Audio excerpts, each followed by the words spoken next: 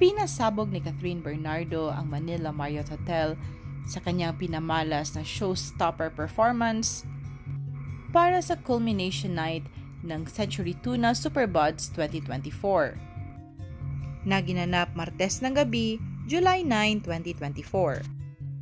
Bago ang kanyang mainit na dance number, ay rumampa at nagpatalbugan muna ang mga nagagandahang babae dito sa Pilipinas na sina Marian Rivera at Miss Universe 2015 Pia Wurtzbach. At hindi rin nagpahuli ang nag-iisang Catherine Bernardo na siyang ambassador ng Century Tuna.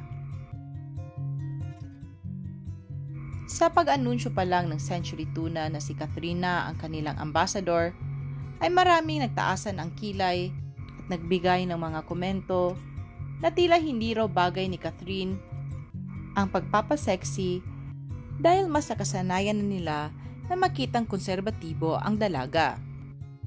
At dahil sa kanyang naging performance sa culmination night ng Century Tuna, ay hati ang naging reaksyon ng mga netizens. Maraming napamangha at napawaw sa naging transformation ng dalaga. Sa kabilang banda naman, ay maraming hindi nagustuhan ang naging performance ni Catherine dahil tila naging bold star ito matapos naging single.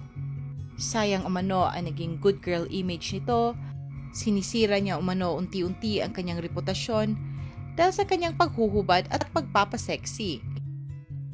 Sana raw ay maghinay-hinay si Catherine sa kanyang pagpapasexy dahil wala naman umano raw siyang dapat pang patunayan. Dahil siya ay isa sa mga sikat na artista na tinitingala sa henerasyong ito.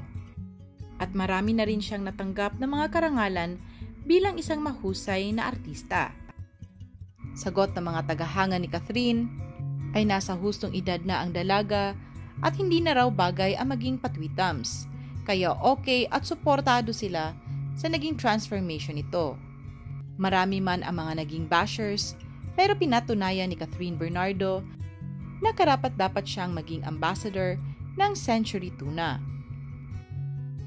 At kahit ano pang ibato sa aktres na mga issue, ay tila hindi naman ito naaapektuhan at mas lalo pang tumitindi ang mga pasabog nito.